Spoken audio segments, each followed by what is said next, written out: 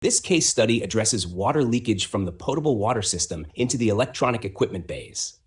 Reports showed that improper sealing and installation issues allowed water to migrate through the cabin floor structure, particularly through seat track and floor panel interfaces.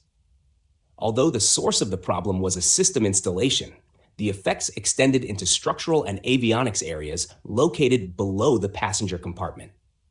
Moisture accumulation in electronic bays can lead to corrosion, electrical failures, and long-term structural degradation if not properly controlled. The FAA required inspections for missing or damaged sealant, moisture barriers, and tape protection, along with corrective sealing improvements. This case demonstrates how aircraft systems and structural interfaces are closely interconnected. Even small installation or sealing deficiencies can create safety risks over time. Proper sealing practices, quality control during installation, and preventive maintenance are essential to protect both structural integrity and onboard systems.